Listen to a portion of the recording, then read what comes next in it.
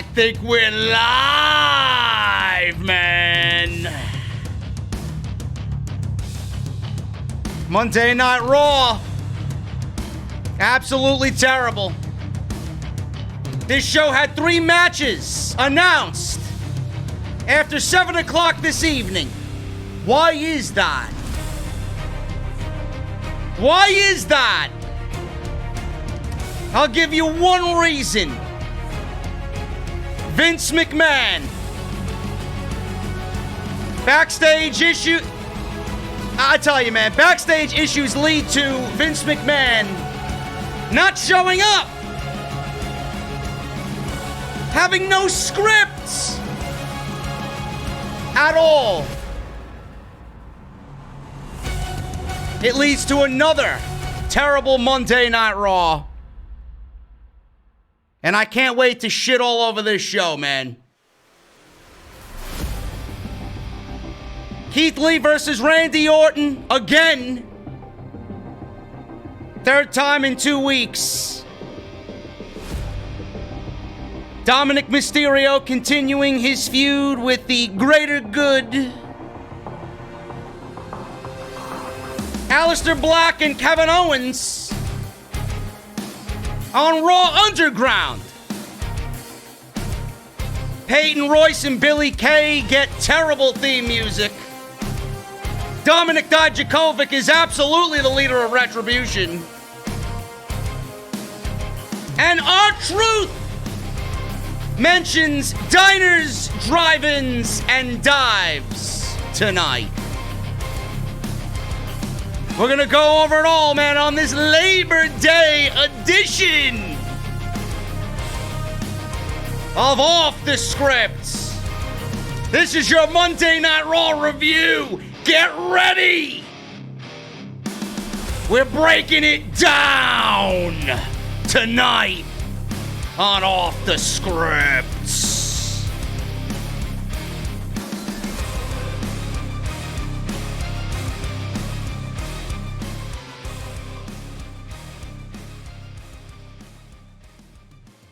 What you want? This fucking foliage? Is this what you want? Mr. Dips?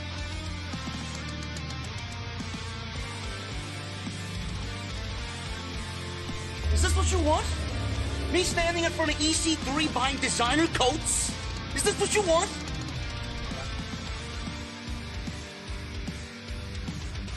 Me sitting in some hipster hotel in Williamsburg, Brooklyn, fluffing pillows? Is this what you want? I don't believe this. This graffiti art, the hotels, avocado toast. All I want is a fucking Guinness. An ice cold Guinness. What the hell does that mean?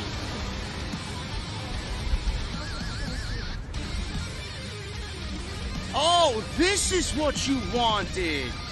This is your Monday Night Raw review right here on Off the Script. What is going on, guys? Thank you so very much for joining me right here on Off the Script. Labor Day, man. I hope you guys had a good Labor Day. I hope you guys had a great Labor Day. But when you gotta finish your Labor Day weekend off with a Monday Night Raw this terrible, this illogical, this rehashed, I don't consider it a good Labor Day, man. Something like this ruins your entire mood. Not only on Monday, and ruins everything that you did before you actually sat down and watched this show. This is the type of show that's gonna ruin your week entirely. That's how bad Monday Night Raw was tonight. I sat down on my couch and I'm scrolling through Twitter like I usually do because this show is fucking boring. And I came across a news article and my reaction was, there you go. Now I know why this show sucks so badly. But this is the same reason that we're getting every single week. Vince McMahon apparently spent Labor Day in Stamford, Connecticut. He was on his way to Orlando. He was on his way to Orlando in the middle of the afternoon to get to Monday Night Raw. Now, if you're the CEO, if you're the biggest creative force in this company, the only creative force in this company, why aren't you grounded at the beginning of the day? Why aren't you there at 9 a.m.? You walk on into the fucking Amway Center, the Thunderdome at 9 a.m. You're starting to get things ready. Why aren't you there first before anybody in the arena? I don't know. So Vince McMahon did not show up until about, the report says 6:30. 6:30 this evening. And I read this, and I'm scrolling through it. I'm laughing as I'm reading it. And I'm not surprised by what I'm reading. Apparently, WWE Raw, according to Wrestling Inc. and their sources, according to Wrestling Inc., Monday Night Raw apparently is falling apart without Paul Heyman leading the Raw creative team. They're falling apart without Paul Heyman. This show's been falling apart as long as I've been alive. What the fuck you talking about? Without Paul Heyman there. You fucking serious? Yes, because without Paul Heyman, Monday Night Raw is such a terrible show. It was terrible when Paul Heyman was there. It was terrible when Paul Heyman wasn't there. It was terrible when WWE was in the fucking Manhattan Center. Give me a break. WWE and Raw, they should be producing some of the best weekly wrestling shows during all of this. They got the roster to do so. They have how many creative writers there? They have at least 40 to 50 creative writers.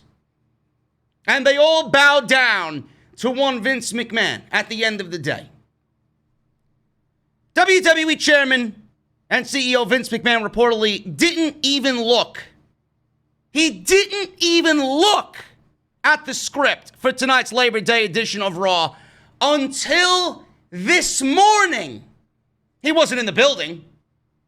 He wasn't in the building when he looked at it. He was actually in process to get to Orlando. So while he was on the plane, he then opted to say, you know what, I'll look at the script. This is why everybody's saying that Monday Night Raw has leadership issues. Ringside News, Sportskeeda, everybody else reporting it in the fucking community, Meltzer, Alvarez, all of the Observer. They have leadership issues. There is a clear problem in WWE, and it's Vince McMahon. He did not look at the script until this morning. This is according to a new report from Sportskeeda.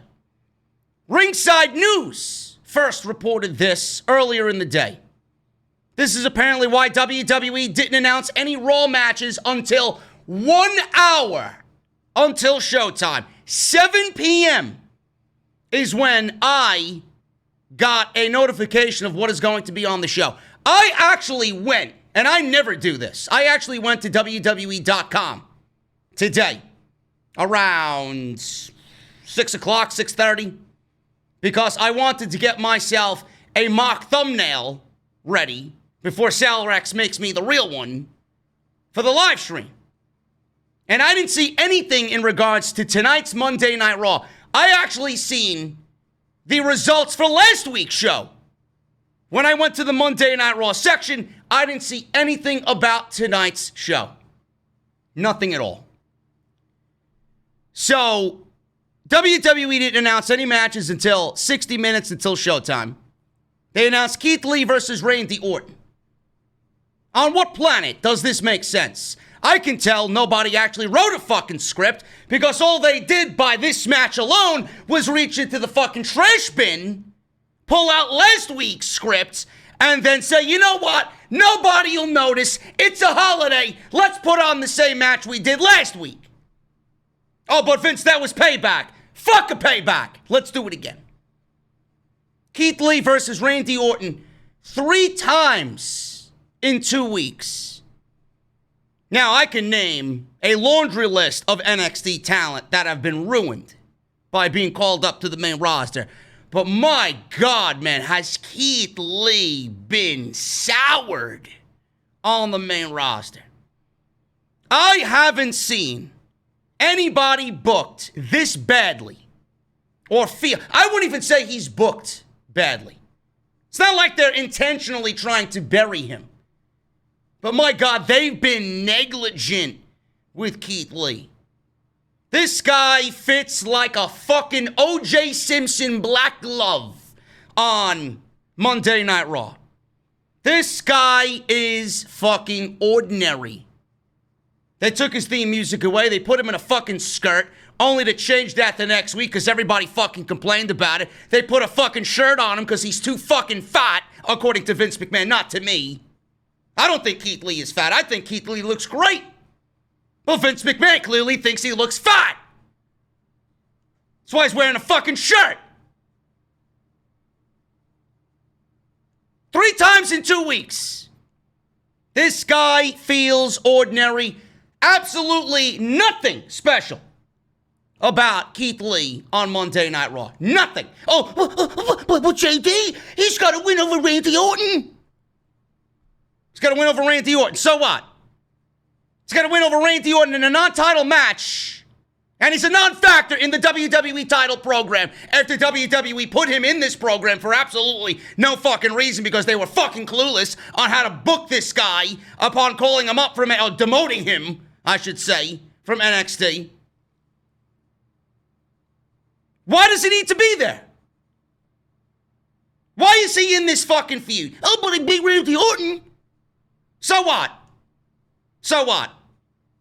He lost a triple threat match last week. He takes an RKO this week. So much for beating Randy fucking Orton on pay-per-view. Oh, but it's the biggest match of his career. No, it ain't. No, it ain't. When he's in the WrestleMania main event, hopefully, cross my fingers on that one. Wishful thinking on that one. When he's in the WrestleMania main event for a WWE title, that'll be the biggest match of his career. Not a fucking one-off match against Randy Orton in a non-title situation on an F-level pay-per-view. Sorry, folks. The Adam Cole match for the NXT North American and NXT title was a bigger match to Keith Lee than that Randy Orton match was. Give me a fucking break. So important. Look at him now. And he's still without his theme music. I'm hearing CFO all over this fucking show. Why doesn't Keith Lee come out to his theme music? Vince McMahon thought it was too rap. Vince McMahon thought it was too thuggish. He couldn't understand the lyrics. Or maybe better yet, Keith Lee had a great theme song. He'd get over with the theme song. People would be singing it when they returned to live crowds. He'd get over on his own because WWE has limitless Keith Lee, right? Limitless? No, they got limited Keith Lee. Give me a fucking break. The limitless shit, maybe in NXT, but on Monday Night Raw, he's limited Keith Lee. Remember that. Remember that. He will only go as far as Vince McMahon says so. Vince McMahon says jump. Keith Lee says how high. Vince McMahon says, no, not that high. Not that high. We can't have you get too over now. Roman Reigns is back. The big dog is back. We can't have you to be too over, you know. Give me a fucking break. So we got Keith Lee versus Randy Orton. Great. Buddy Murphy versus Dominik Mysterio. I didn't really give a shit about this match. I loved what happened at the end of the show. But I will say this. This Rey Mysterio, Seth Rollins, greater good shit going on for far too long. It's as if WWE doesn't know when to end it. It ended already. All you gotta do is wait for Mysterio to come back and go one-on-one with Rollins to get his victory back. The Son's got his victory, right? They beat them at Payback. But they're still dragging it along. They're still dragging it along. For what? All for Rey Mysterio. So we're getting rinse and repeat. WWE is fucking lucky that Dominik has been exceeding everyone's expectations.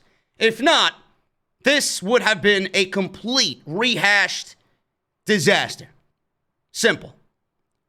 Aleister Black versus Kevin Owens. Keith Lee is a WWE NXT call-up. He's been ruined in about 3 weeks. We got Aleister Black. He's the other guy. This guy's been on the roster for 2 years now. The main roster, that is. He's been demoted for 2 years. This guy is an absolute fucking loser in every one of those riders' eyes. He's only got one eye. He's still wearing that Solid Snake bandage. I don't know whether he's going on an espionage mission or he's actually going to fucking get in the ring and do something that I remember him doing. Wrestling. What are they doing with this guy? They take him off TV, he comes back to TV, he's got an opponent in Kevin Owens, and then they put him in Raw Underground. That's the best you got for Aleister Black, huh? Every time WWE gives you some level of hope, they take that back and say, oh, the fans, go fuck yourself. Kevin Owens on Raw Underground? Now we're trying to desperately make Raw Underground feel that much more important by putting Aleister Black and Kevin Owens, who I want to see professionally wrestle. I don't want to see them fucking mix it up in a ring with no ropes. If I want to go see that, I'll go down to the fucking alleyway over here and watch 2 fucking bums go at it over a slice of fucking pizza. Give me a break with this shit, man. Now, it was noted that tonight's Raw apparently had not been thought about. Listen to this. This Raw apparently has not been thought about until earlier in the day on Monday. Was everybody partying for Labor Day? Did you realize that you had a fucking show? You had to show up to work? How are you going to have a fucking 3-hour show and nobody gave it thought going into Monday? Who the fuck do you have working there? All you got to do is hire me. I'll do it for free, just so that I spare all of you 3 hours of mindless garbage. Just pay me in Titus Catering. I'll be good. Get me a couple of Starbucks pumpkin fucking cream lattes, and I'll be good to go. Hasn't been thought about until Monday. Vince checked out the show when he got on the WWE corporate jet to fly to the Amway Center in Orlando. It was noted that WWE talents were pitched on Sunday night under the provision of McMahon having not read the show yet. There's said to be a creative force driving the writing and the booking on Friday night with SmackDown, but there's a lack in the creative department for the Red brand. A lack in the creative department, man. My God, is that the understatement of the fucking century? The source noted that the 2 names spearheading the Raw writing team, and I quote, are not up to the task of getting the show done in time right now or getting input from talent in a timely manner. I thought you made Bruce Pritchard the executive director of Monday Night Raw. Isn't this his fucking job? Did he fall asleep? Was he in the fucking kiddie pool all weekend? What the fuck was he doing? Did he get invited to Vince McMahon's house? He had one too many hot dogs? Jesus fucking Christ. Do you know how angering that is to read? That is ridiculous. Not up to the task of getting the show done in time. Then why the fuck are you there? Why are you collecting a paycheck? Then it all starts at the top. You think Vince McMahon would do something about it. He's the fucking one facilitating all this. It starts with him. He doesn't give a shit. It's going to be trickling down to the rest of the fucking mindless clowns that are tickling this guy's fucking nutsack. Vince doesn't care, so his clown parade doesn't care. That's the issue here. It was also said that the Raw brand has been falling apart since Paul Heyman was dismissed from his creative duties as the Raw executive director 1 year after being appointed to the job. He was appointed When things go bad, they got somebody to fire. We all know that. We all know that. Paul Heyman was there to be fired, and that was his only job. That was the only job description Paul Heyman had. To be fired when the ship starts to sink. But the ship has been sinking for fucking decades now. It's been falling apart since Paul Heyman. This show was falling apart for the last 15 years. Falling apart only since Paul Heyman? Let me tell you something, geeks. Even when Paul Heyman was in charge, which he didn't do anything at all, the show was terrible just as much as it is now. So please spare me. Oh, it was good. No, it wasn't. No, it wasn't. Monday Night Raw is good when you got one good show out of fucking 40, and then they go back to having one good show, and then the next 25 are bad. It's not a good show. It's called garbage, waste of your fucking time, mindless television. That's what it is. Raw has really fallen apart without Paul Heyman, says this source. They commented to Sportskeeda, which is interesting, as Heyman's removal from the role was apparently done in an effort to streamline the creative writing process for TV as both main roster teams were consolidated. You actually fired Paul Heyman to consolidate both the Raw and SmackDown writing teams, and then I gotta read to you, people are not up to the task of getting the show done in time or getting input from talent in a timely manner. But you consolidated the writing staff. Sure you did. Sure you did. Am I to believe that 60 fucking people who are there by WWE, employed by WWE, have not written a goddamn show? What is their job? To stand around and look at Alexa Bliss's ass every fucking week? What is their job? Their job is to write. When they write, nobody listens. When they write, they have no script to hand to anybody. Where's Vince? Where's this one? Where's that one? And then Vince doesn't give a shit about what they write. They're just there. He ends up writing the show, approving this and disapproving that, and then we got a mixed bag of garbage like we got tonight. Ringside News has learned that when talent was pitched last night by the writers, they were told that Vince McMahon hadn't read the script yet as of last night. Vince McMahon hadn't read the script yet. The thinking is that Vince read the script for the first time while he sat on the jet en route to Orlando. Unbelievable. Now, Ringside News was told that it wasn't until 6:30 until things started to come together with the script. That's when they had 3 matches together for release.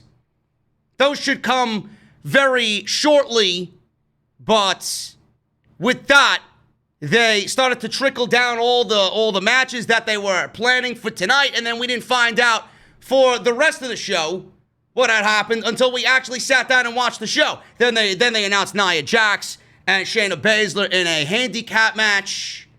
They announced Apollo Crews versus whoever the fuck he was in the ring with. Cedric Alexander was whatever. They barely announced any. Drew McIntyre, Randy Orton, they announced all that shit. So Ringside News was additionally told that Raw has not held together since Paul Heyman was removed, so they heard the same thing, and their source told them the same thing. Ed Koskey is the creative mover and shaker on the SmackDown side.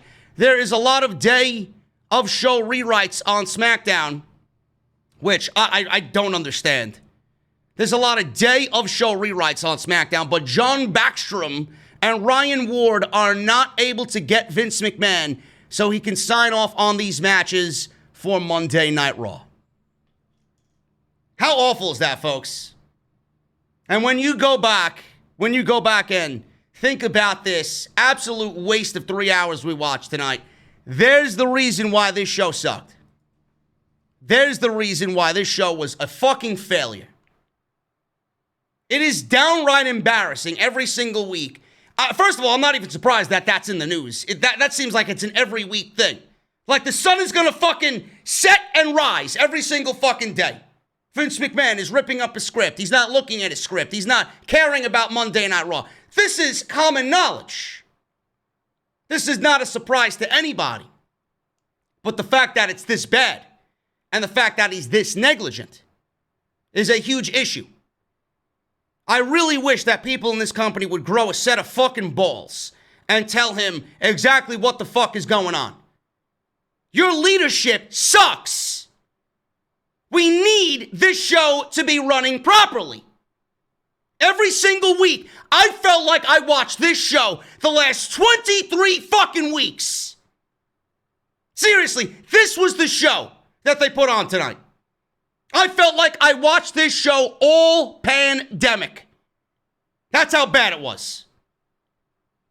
And then you're going to have the fucking Wrestle Geeks, and you're going to have Fightful. Oh, this was a good show. They're going to break down the fucking 20 positives that were there that are non-existent, and give you maybe one or two negatives. And they're going to suck the WWE cock for another interview on their goddamn channel. Give me a break. This show is an absolute dumpster fire in every sense of the word. Every sense of the word. So that is why the show was terrible. Now we're going to go over everything and break everything down in just a little bit. I want to thank you guys for joining me here on the show. Appreciate you being here. Who Media in the chat. I know you're there. We number one. I think we are. I think we are number one, man. If we're not, I'd be very surprised. Hoop Media. Let me know. Anyway, guys, thank you again for joining me tonight. Follow me on Twitter at JD from NY206. That is on Twitter and Instagram. Hit that subscribe button down below.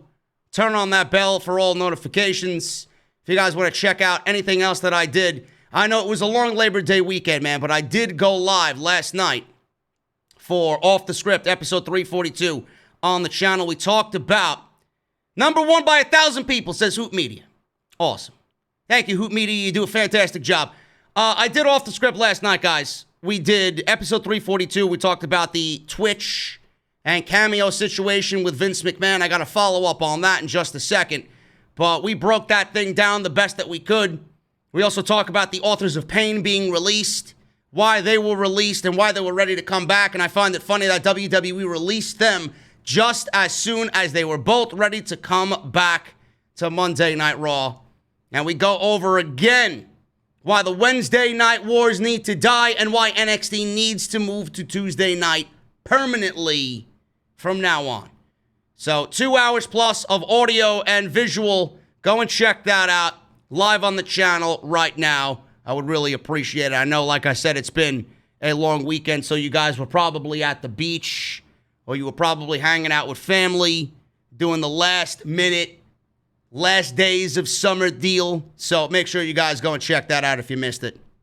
And anything else that you might have missed, link down below in the description of this video. Make sure you guys support. Multiple ways to do that. First of all, Patreon, patreon.com/JD from NY206. If you guys want to support through the Patreon page, you guys can go and get a mask, mouthmasker.com/OTS. Go get your black masks. If you're going to wear a face covering, you might as well wear the Off the Script logo on it. Excellent, excellent, excellent. They feel great. If you guys want to go and get a t-shirt, man, they are still available. Shout out once again to Andy, who bought 14 t-shirts last night, man. Holy shit. Guy was absolutely a savage on the Off the Script store.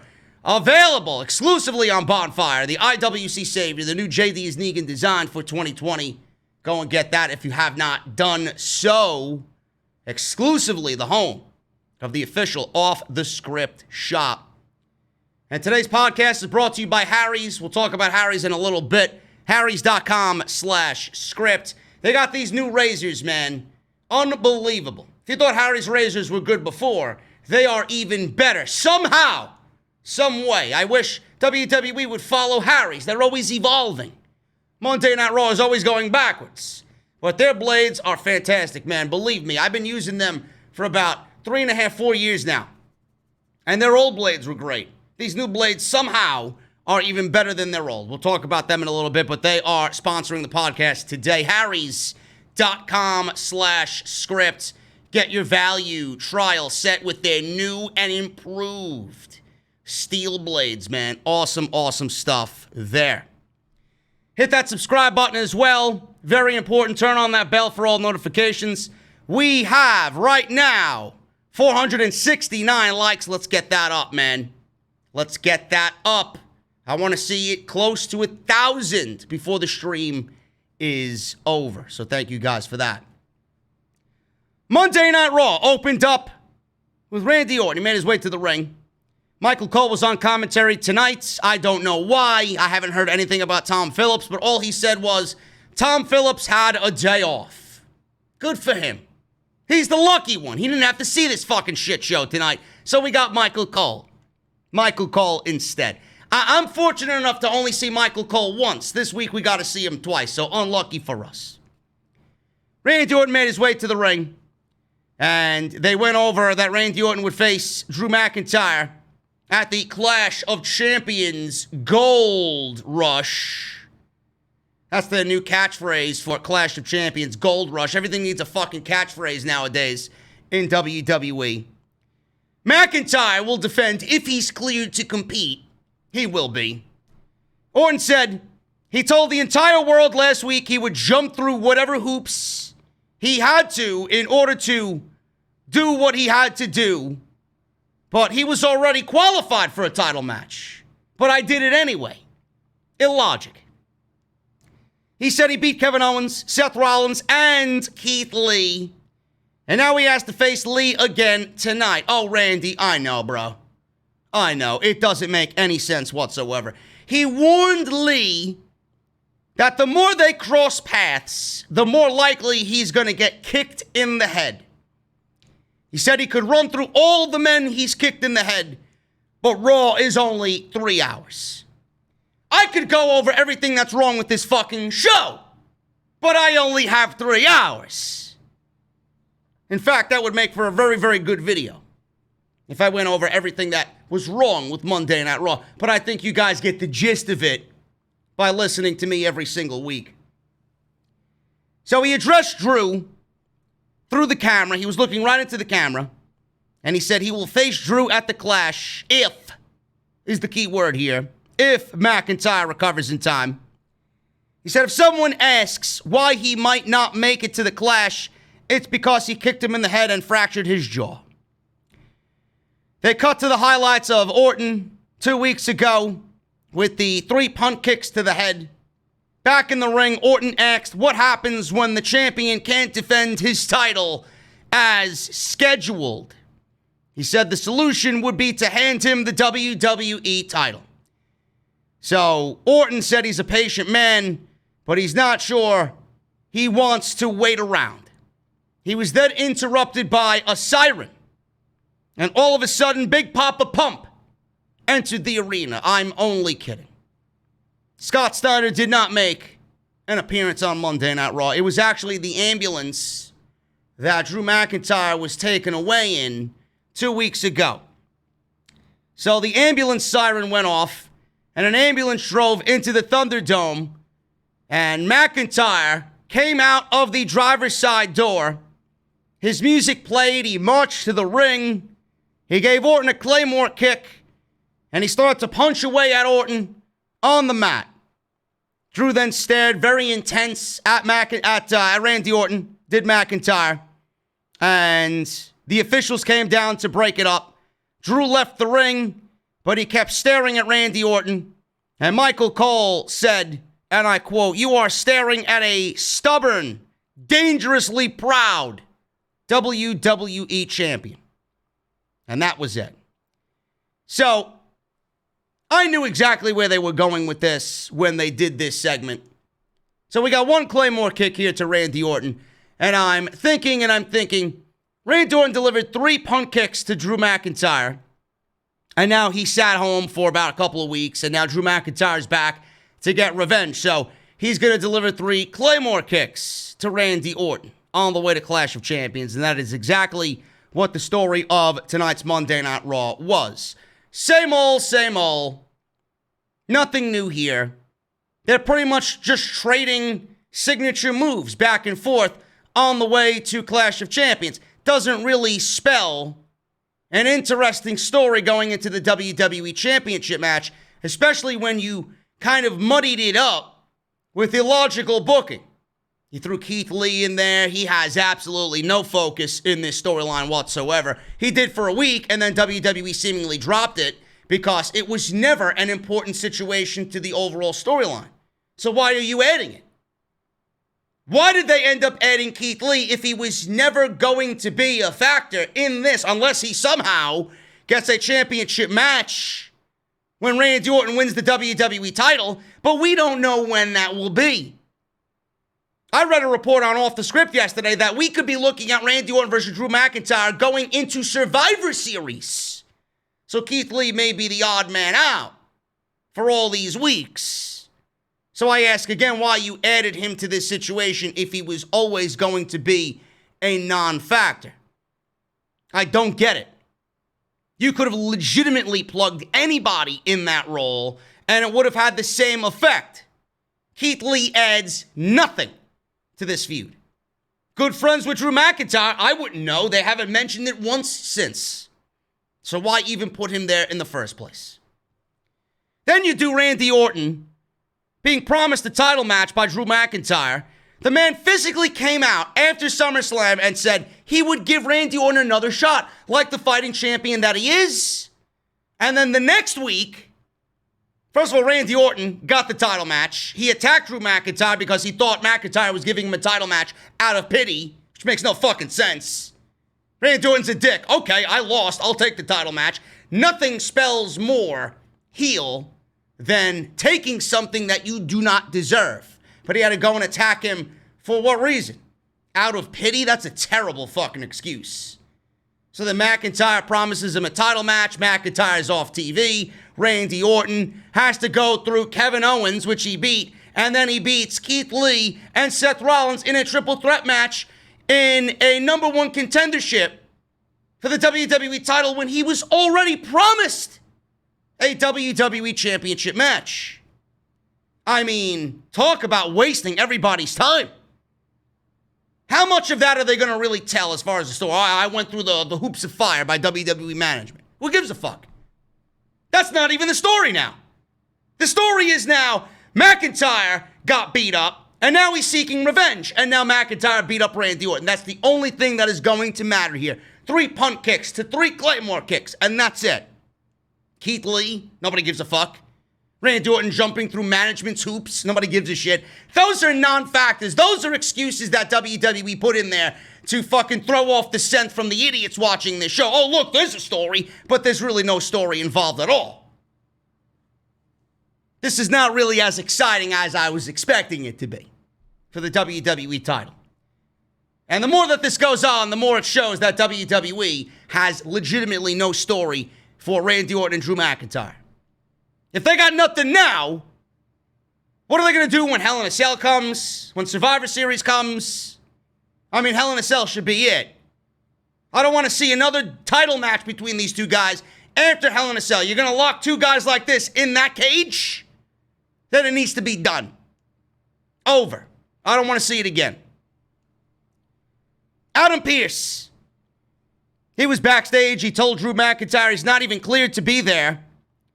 Drew said Orton tried to end his career 2 weeks ago, and he vowed to be at the Clash, fractured jaw or not. He said it's bad enough Retribution is causing havoc. Oh my God, they're causing so much havoc that they took last week off and they said, fuck you to SmackDown. They're causing so much havoc. Give me a break. They didn't show up at SummerSlam. They didn't show up at Payback. They didn't show up last week. Did they? I don't even remember. They said, fuck you to SmackDown. How much havoc are they causing? Really? They were on tonight's show. They didn't cause much havoc. So I don't know where this havoc is coming from as far as Retribution is concerned. So he can't let him create another incident in the Thunderdome. He asked him to leave the premises. Drew told Adam Pearce to calm down and lower his blood pressure. It's what the trolls tell me every week on social media, just because they don't want to hear me rant and rave about the truths of what they watch. They want to live in this fantasy world. So they tell me to lower my blood pressure, like Adam Pearce told Drew McIntyre. He said he made his point and he will leave. Sure thing. Pearce turned to the security and told them to do their jobs and keep order and look out for Retribution. Apollo Crews and Cedric Alexander with Ricochet versus MVP, Shelton Benjamin, and Bobby Lashley. This match ended in 5 minutes when MVP, Shelton Benjamin, and Bobby Lashley win because Cedric Alexander turned heel. Ricochet was in the ring with Crews. Cedric made his ring entrance. MVP, Shelton, and Lashley attacked Cedric Alexander on the stage while he made his way down the ramp. So Ricochet and Crews ran out to help Cedric, and we got this match underway. And Crews was given a lumbar check at the end of this thing by Cedric Alexander. Everybody was shocked. I wasn't. I was just happy that they finally turned this guy heel. Shelton then gave Crews a pay dirt for the win. Cedric watched and smiled. Samoa Joe said this is the best decision of his career. Nobody really indicated that he joined the Hurt Business here. All he did was smile that he turned on his old friends now, Apollo and Ricochet. Cedric left the ring alone, but he looked back at the Hurt Business smiling, and they were all ready to embrace him, but he didn't immediately do that at the end of this match. He didn't join them, so I wasn't sure where they were going with this. And they kind of teased it maybe possibly for next week. But in typical WWE fashion, and with the story that I read you in the beginning of the podcast tonight, it goes to show you that this script was legitimately all over the place. They didn't know what the fuck they wanted to do. They rushed through certain things, and they disregarded certain things as if they could not wait at all. They couldn't wait to do it. And we'll talk about what I mean by that in a second.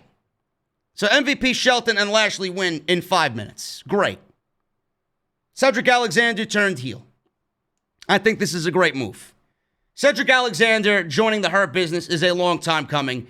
He absolutely needed something different to do. He was never going to survive in WWE as long as he's a contracted employee there. He was never going to survive doing what he was doing as a babyface. They always looked at him as a jobber. And he's way too talented to be treated and held down like he has been. I don't want to say this is a career renaissance for Cedric Alexander. I don't want to sit here and say this is WWE giving him a solid plan moving forward. I don't give WWE any benefit of the doubt at all. This is not WWE pushing Cedric Alexander. Do you know what this is?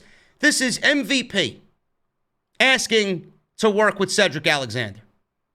MVP is now being slotted into that Paul Heyman role.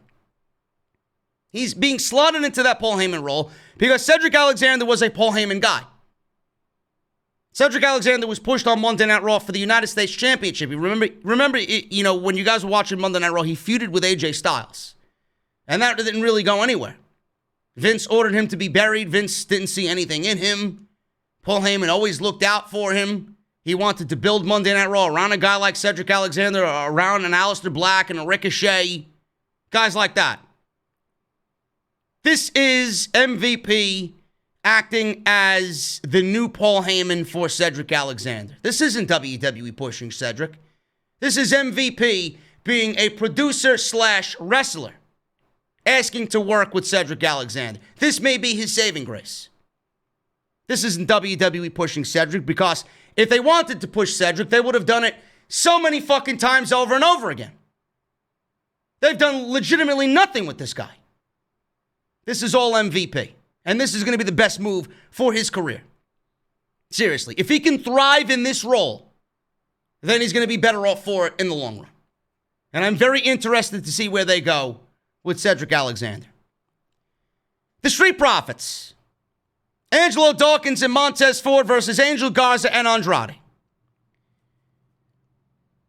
This script was not presented to Vince McMahon until middle of the day, right? Clearly. We got a six-man tag that we've seen over and over and over again to open the show. We've seen a tag team match that we've seen since WrestleMania. Again. So I don't really understand why we're seeing this again. What was the point of having this match again? Honestly. Garza and Andrade are looking to be on the splits. Andrade walked out. He didn't want anything to do with Garza or Zelina Vega. Now, I don't know what that means. This should have been done months ago. And WWE opted to keep these guys together because they don't have any other tag teams. They legitimately have no other tag teams on Monday Night Raw. That's why WWE hasn't broken them up yet, and why WWE continues to give us this match. We've seen this match from the Monday Night Raw after WrestleMania up until now. That's terrible. I don't understand how nobody calls WWE out on this type of shit. I really don't. Street Profits win in 2 minutes. Garza dropped to the floor. He talked with Zelina Vega. Andrade yelled at them from the ring. He went to go do his Meteora in the corner.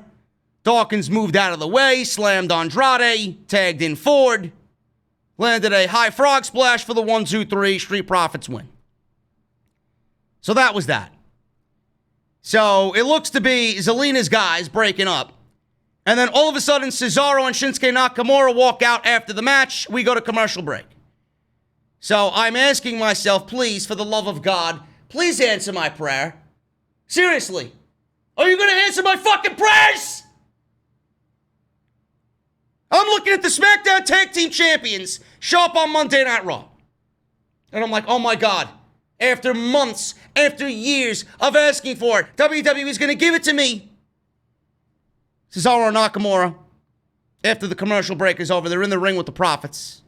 Cesaro said they were surprised to hear that the Profits were the longest running tag team champions in years. Doesn't really mean much when there's no fucking division. I don't give a fuck how long you held the title. There's no teams for you to defend those titles against. So it's a statistic that means absolutely nothing. Nothing. Give me a break. So the WWE Universe will be surprised because when they think of the Profits, they don't think of title defenses. Neither do I. This is a legitimate shoot by Cesaro. They think of basketball, golf, and playing with ninjas. Cesaro said that's why they are here. To show everyone what real champions feel like. Cesaro said thanks to the quarterly brand-to-brand invitational. So now it's a quarterly brand-to-brand invitational. Really? Really? Awesome job there, Bruce. Awesome job there, Michael Cole. Or Tom Phillips, whoever the fuck you want to blame in this situation. Thanks a lot, Vince. I wasn't sure the brand-to-brand invitational was a fucking thing anymore. Yet you want to just magically bring it up in a random segment between Cesaro, Nakamura, and the Street Profits as if you were doing it every week. When was the last time that WWE made mention of the brand-to-brand invitational? Better yet, when was the last time that they mentioned it being quarterly? That's a new twist. Are you fucking serious? You want me to take you seriously on a brand-to-brand invitational, and you fail to mention it to me. So how, in your eyes, is that you making it feel important? That's what I want to know. So these guys mention it out of nowhere after months of nobody mentioning it, and you want me to fucking care about it? Give me a break. But the Wrestle Geeks, oh, this is a great thing. This is an up. Simon, this is an up. I love this segment. Really? We're about to fucking break it down and give you a fucking down. Down. Several of them. So this is a brand-to-brand invitational, quarterly. Quarterly. They're challenging them to a champion versus champion match next week. So, what I'm trying to understand here is this. The Profits have no other tag teams on Monday Night Raw to feud with. So, you brought back the brand-to-brand invitational quarterly to bring over your tag team champions on SmackDown, because you've done a shit job with them over there as well. You actually got more teams over there that you care less about than Monday Night Raw. That division is in shambles just as much as Monday Night Raw. The only thing Monday Night Raw has is no teams. You have no teams. If you had the teams they had on SmackDown, you wouldn't give a shit about them regardless. You actually have teams over there on SmackDown that you refuse to use in a meaningful way. So the only reason why these guys are here is WWE having nobody else for the Street Profits to go up against in a tag team capacity. They're pretty much admitting to you that the Monday Night Raw tag team division is an utter failure because you need the SmackDown tag team champions to come on over here and give your Raw champions some legit competition. Let me ask you this. If this isn't a unification match, if this isn't a championship for championship match, winner take all, if you are not merging the fucking divisions, why does this make sense to anybody? I don't get it. If this isn't for the tag team championships next week, and there isn't a legitimate winner, and there isn't a unification and a merging of these tag team divisions, then this absolutely does not make any sense whatsoever. Fuck you're being excited. Oh my God, we got Nakamura and Cesaro versus the Street Profits. Blow me, kind sir. It doesn't make any sense unless you do exactly what I said.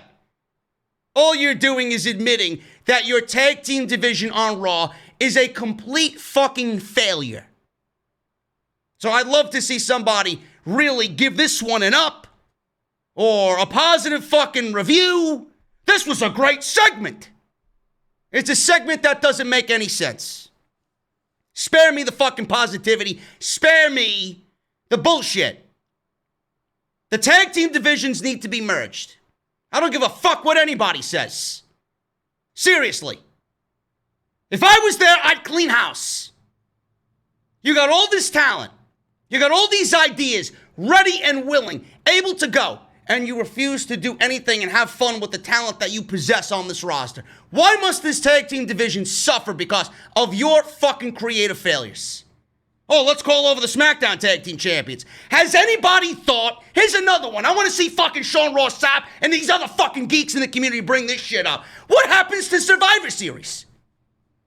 Isn't Survivor Series champion versus champion? I'm sorry. So you're giving me a preview of the Survivor Series 3 months early. Is that what you're doing? Unless these teams aren't going to be tag team champions come November. I don't know why anybody would think that. There's no fucking tag teams in the division. We may very well see these tag teams be champions in November. Has anybody thought that? No, but I'm the one who's always negative, right? I'm sorry I'm smarter than half of the fucking people in this goddamn community. Nobody's thinking of the Survivor Series? Give me a fucking break. Now, me personally, I don't think Cesaro or Nakamura will even be champions going into the fucking pay-per-view. But the Street Profits, I mean, who are they going to lose the titles to? There's no fucking tag teams. Give me a break, folks. Give me a break. That's why I do it better than everybody else. Remember that. This is my fucking community. It's my realm. I'm sorry I bring you so much logic that, oh my God, he's always angry. He's always negative. Really? I'd love for you to refute anything I just said. Please, I beg of you. I beg of you. Or if you could book the tag team division better, show me. Show me. Moving on. They went to a restaurant where R-Truth was showing off a picture of almost losing his 24/7 title on a golf course. Great. So then we got a ninja head popping out of the middle of a service cart. He asked for desserts. So then a ninja head pops out and he says, I didn't order any ninja. Truth ended up fighting them off, the ninjas, and Tozawa, and running off with pastries on the cart. He mentioned something to the bellhop or the waiter. He mentioned something about diners, drive-ins, and dives. This guy mentioned something about diners, drive-ins, and dives on Monday Night Raw. I'm Guy Fieri, and we're rolling out, looking for America's greatest diners, drive-ins, and dives. Really? Really? Of all the fucking weeks, of all the weeks, you have R-Truth mention Guy Fieri and diners, drive-ins, and dives on Monday Night Raw. Please tell me how many other podcasters in the community have used Guy Fieri and Triple D as a running gag for their WWE criticisms. I'll wait.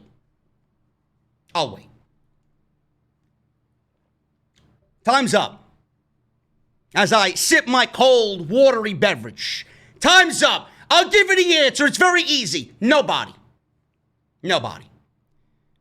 uses that tagline or that clip or the Triple D show in a manner of WWE criticisms, but you want me to believe that WWE isn't watching this fucking show live? There could be a WWE employee right now watching me saying, oh man, I agree with him, but there's nothing I can do. I agree with him, but Vince McMahon's a fucking cocksucker. Oh, I agree with him, but he's yelling for no reason. Nothing's gonna change. You mean to tell me that somebody in WWE is not watching this very fucking show on a weekly basis? Give me a fucking break, folks. Give me a break. They are absolutely watching. That is not done by coincidence. And the funniest thing of all is they mention that. They mention Guy Fieri and Triple D, and then they go right into a Peyton Royce versus Billy Kay match on Monday Night Raw. Oh my God, man, the coincidences just keep popping up. Right? Give me a fucking break, man. Oh, but they're not watching, though. They're not watching him. They're not watching JD. They're absolutely fucking watching me. And you know what? They would be better off watching me and using my fucking ideas. Monday Night Raw would actually be decent. Peyton Royce versus Billy Kay. Apparently these two were friends for 5+ years, right? Sure. Imagine. As I take a sip of my watery beverage, hold on a second. Imagine watching this match. Imagine being interested in this match. Imagine thinking that this match is of a certain level of importance. Imagine being a fan of Peyton Royce and Billy Kay, man. I feel sorry for those types of geeks. I really do. I really do, man. If you are watching this match with bated breath, oh my God, Peyton Royce and Billy Kay, how could they? You are absolutely fucking virgin-made, grade A, 100% pasteurized. Absolutely. Imagine that. Now, Peyton Royce came out to new theme music. I don't even know what to say about the theme music. It was fucking terrible. Billy Kay came out to new theme music. It was absolutely the most generic of generic themes. It either says one of two things. Number one, whoever's writing these theme songs for WWE, whoever the fuck it is. Well, Def Label, Def Records, whoever the fuck is writing this shit. Def Rebel. This shit is god-awful. I mean, Jesus fucking Christ. I can give you my brother in Legionary and fucking the monster Tony to go write theme songs, and you'd be better off for it. The entire roster would be better off for it, man. I mean, Jesus Christ. Do I have any Legionary on here? Let me see if I have any Legionary on here. Seriously. I'm not even going to play. You guys know Legionary. They're in the opening fucking theme of the podcast. You serious? Are you fucking kidding me with these theme songs? I mean, Jesus fucking Christ. You go into WWE Creator Suite in 2K, and you look up generic wrestler number 101, and that's the theme music that Billy Kay came out to tonight. Now, I'm not a fan of Billy Kay. I don't give a fuck what theme song she comes out to, but every one of these new themes sounds the same. Every one of these new themes sounds the exact same. And let me tell you something, geeks.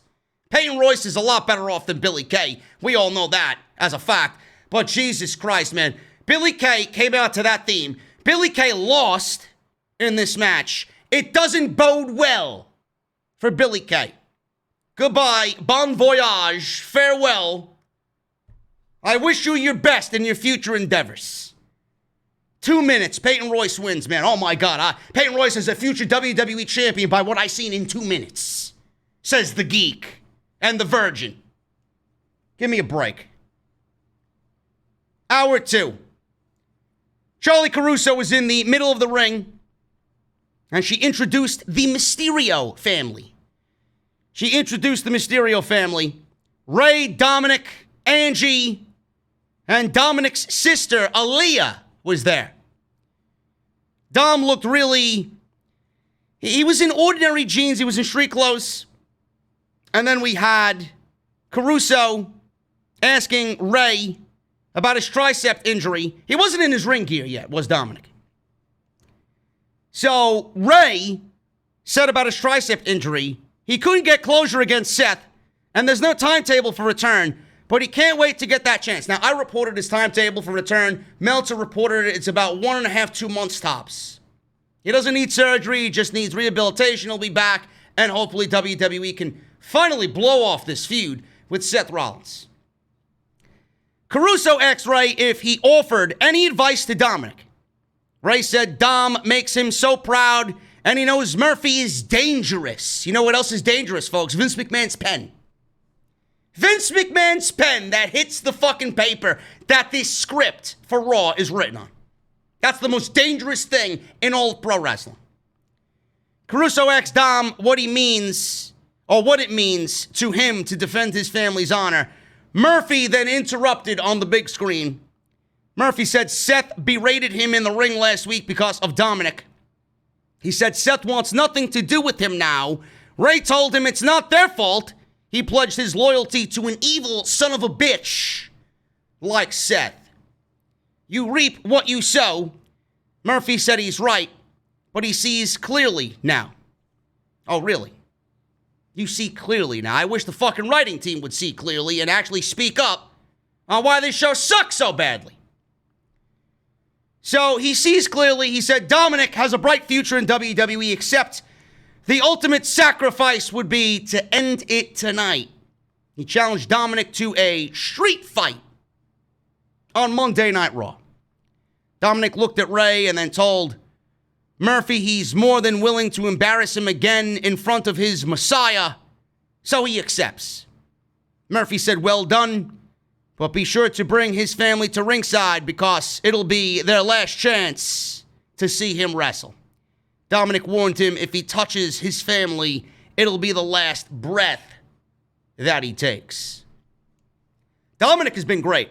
I have absolutely nothing bad to say about Dominik, and I will talk about what WWE really needs to start doing differently with Dominik. It's a very minor thing, but I will go over what I think of Dominik when we talk about the Buddy Murphy street fight in the main event of Monday Night Raw.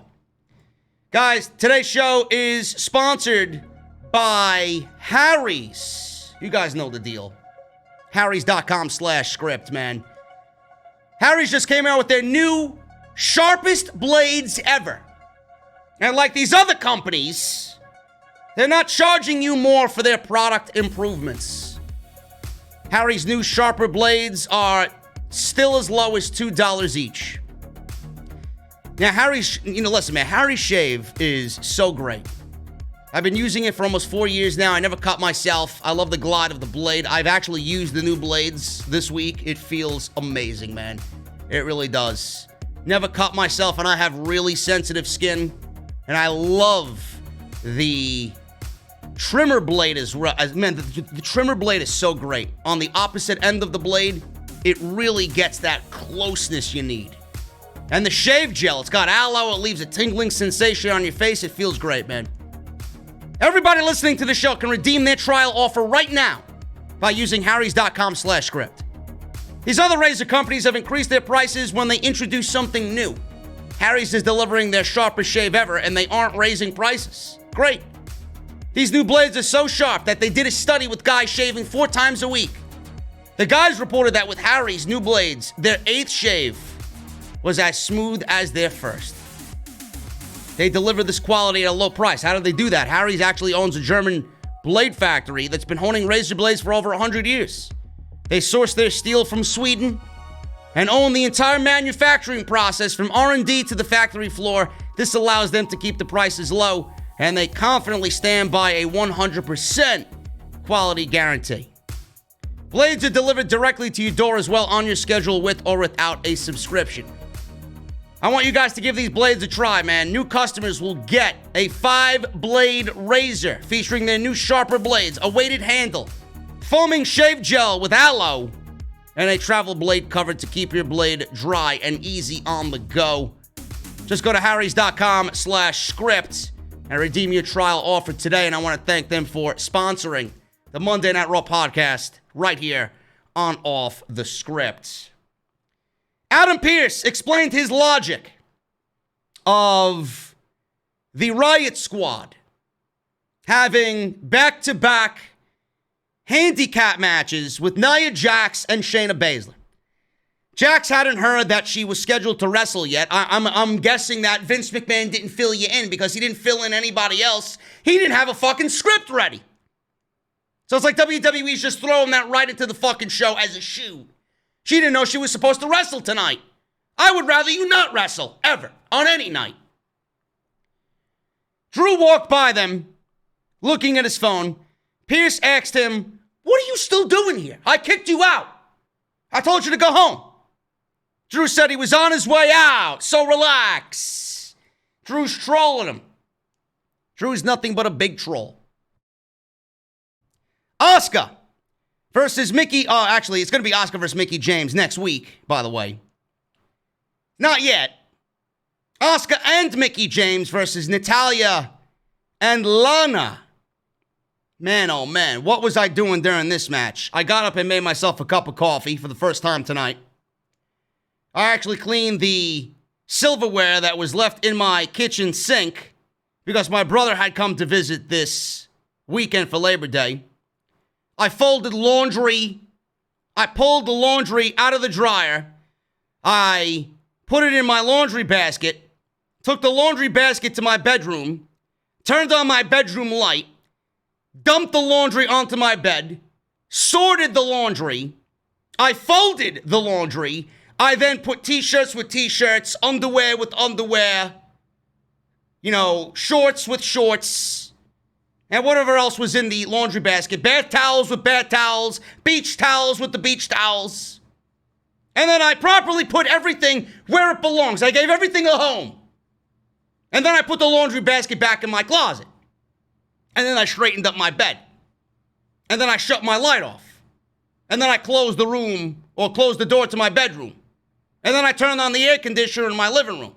My coffee was done, so I poured cream in my coffee. And then I stirred my coffee with a spoon. Tasted it.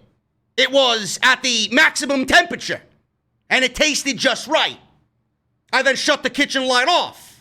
I then went to go sit down in the living room. Bacardi was sleeping next to me. I looked up at the TV and the match was over. That was it. You expect me to watch a Natalya and Lana tag team match? Bro, Jesus fucking Christ. You are asking a lot of me. I gotta sit through 3 hours of this shit. You're asking me to watch Lana? Fucking Christ, man. Give me a break. Asuka and Mickie James win. Does anybody fucking care? Seriously? What has Mickie James done to get a title match? I'd love to know. I'd love to know. What has Mickie James done to get a championship match against Asuka? I'll wait. I wish I had the fucking Jeopardy final question countdown timer and the theme song. She's done nothing. She's done absolutely nothing. Now, I mentioned this last week, I believe, or the week before that. WWE is so keen on getting a championship match for Asuka because they have Clash of the Champions coming up at the end of the month. And instead of actually giving Asuka some legitimate competition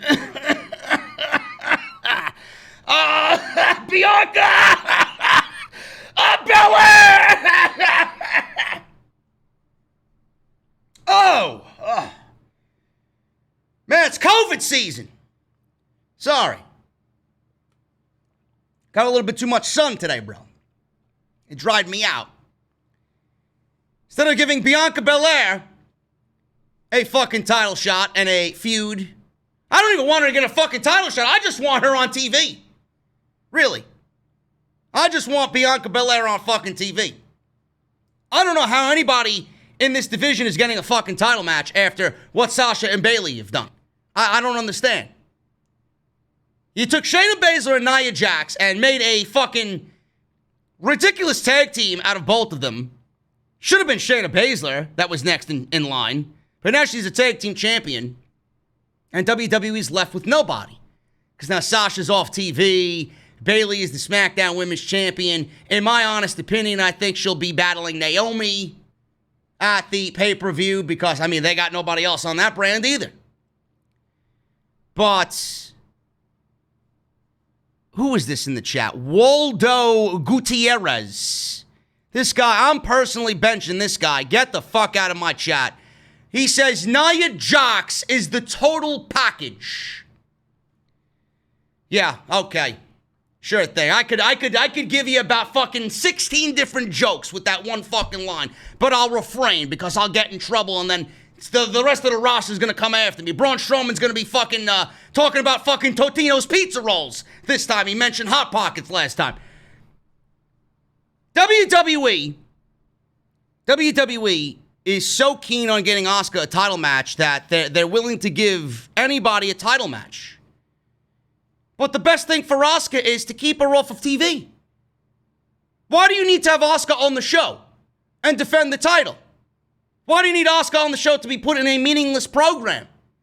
Why don't you actually start building some women on the show with, I don't know, wins? And I mean legitimate women. I don't mean fucking Lana or Natalia. Natalia's as legitimate could be. But Jesus Christ, man, I'd rather fucking scoop cat litter all night than watch Natalya wrestle.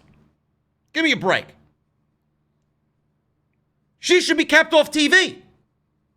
You should be building women up and winning matches to go up against Asuka. What did Mickie James do to get a title match? Nothing. She probably went to Nick Aldis, her husband, who went to go talk to Bruce. And he said, you know what, Bruce, I apologize. Can you give my wife a title match? And poof, that's what happened. Then Bruce gave her a title match. And Mickie James is only in this situation to lose because I don't think anybody watching this shit expects Mickie James to win against Asuka. And you would think that WWE would actually bring up the situation of Asuka and Mickie James, I don't know, maybe being in a ring together. Wasn't Mickie James' first match back to the WWE after all that time off against Asuka at TakeOver? Are they going to mention that little fun fact to maybe make the match feel important? I am not betting on it. Asuka and James win in 5 minutes. Great. The title match next week is the winner of this match in a tag team capacity. Great. I've never seen that one done before.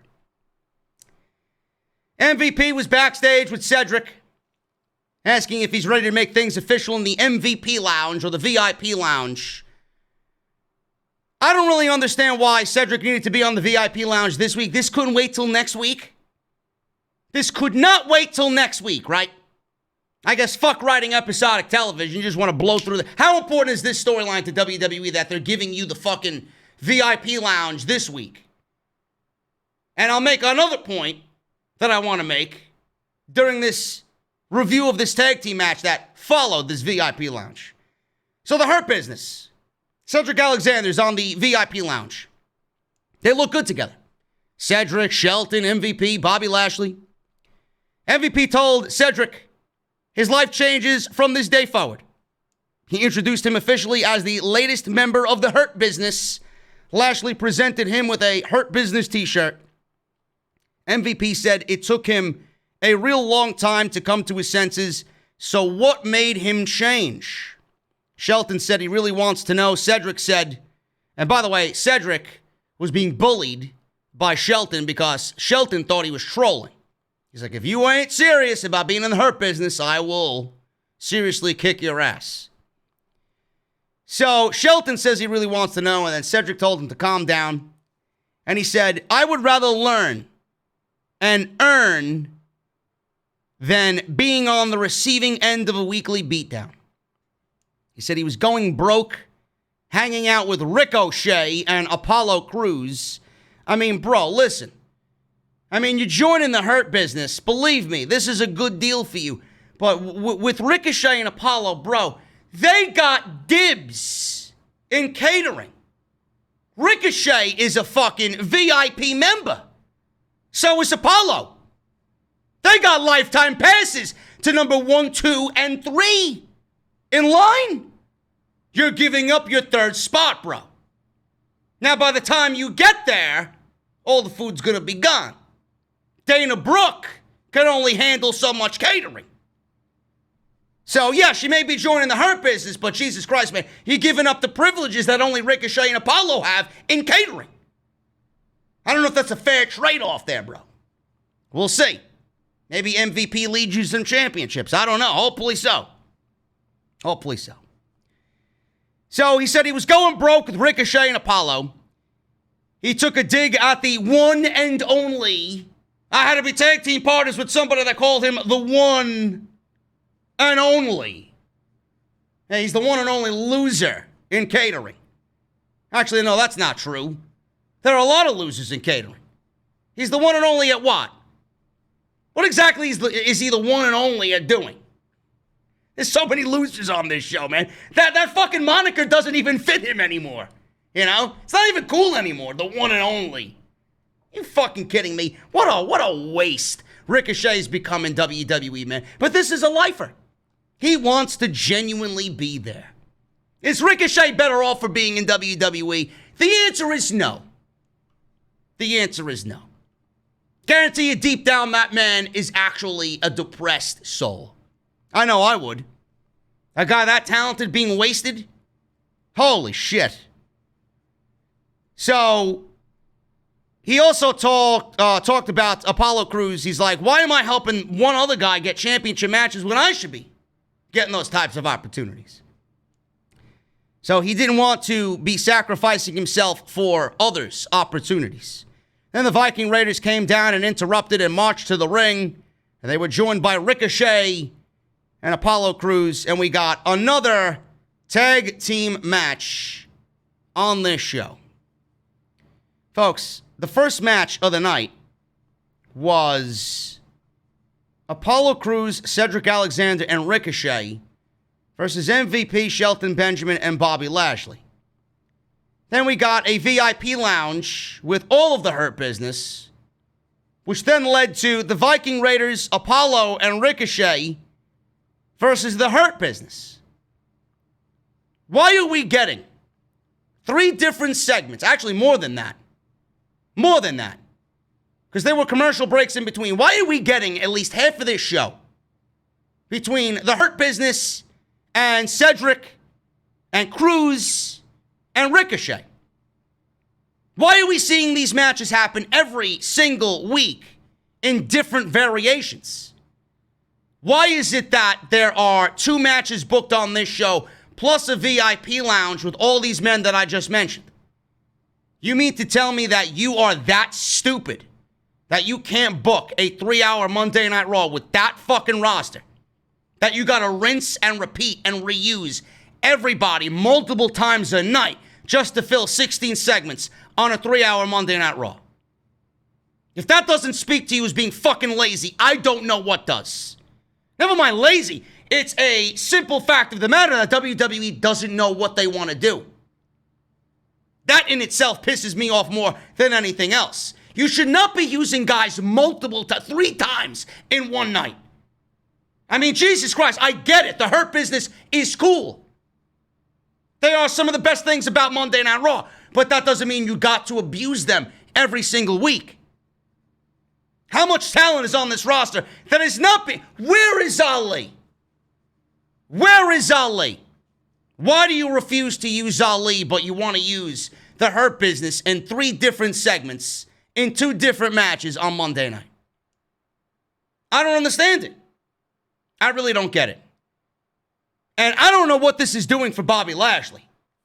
I mean, Bobby Lashley, the way he was booked, and you guys know, the OGs of this channel, know that I've been very hard on the way WWE's booked Bobby Lashley. I don't know why they even pushed him the way that they did. He was just boring and ordinary.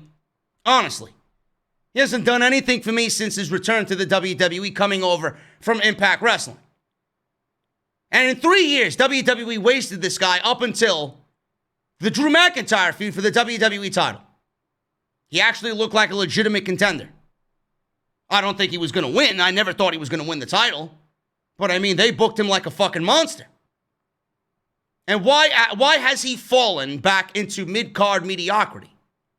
I don't see what the United States Championship or him being in this situation is doing. It's like mingling with all these guys has actually brought Bobby Lashley down from where he was, because he was actually being booked better than he ever was in his return to the WWE. And now he's just kind of sank back into the mid-card, and that's exactly where they want him to be.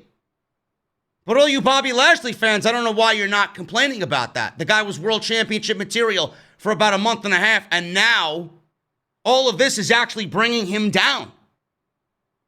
I don't see this working for Bobby Lashley. The Hurt Business is not working for Bobby Lashley anymore. It might work for somebody like Shelton. It might actually work for somebody like Cedric Alexander, but it certainly isn't working for Bobby Lashley. Something to ponder. Hurt Business wins in 11 minutes. This was a fucking waste. An absolute fucking disaster was this match. So, Cruz was making a babyface comeback. So he gave a roundhouse kick to Shelton. Lashley then gave Cruz a Dominator. Ivar threw Lashley shoulder first into the ring post. And then he dove through the ropes. And he took all 4 members of the Hurt Business out on his suicide dive. But the thing is, on the suicide dive, Ivar came down and he threw up an X. Ivar came down and threw up an X. He got hurt. He landed right on his knee. I don't know what had happened to him. I don't know if he hit his head. I don't know if his knee buckled. I don't know if he tore an ACL, an MCL. I don't know what the hell happened there, but he threw up his own X. And the referees were attending to him while the end of the match was happening. So Ricochet went for a 630. Cedric moved, landed a Michinoku driver for a 3 count. But the thing is, the referee didn't hit 3. Ricochet popped up at a 2.5, and then the bell rung. Unless the referee did come down with 3. I didn't see it or hear it. All I seen was Ricochet just bounce out. It's like he jumped out of bed. And he kicked out of the Michinoku driver. So we got a botch. And we got Ivar being potentially injured. And you know how low WWE is on tag teams.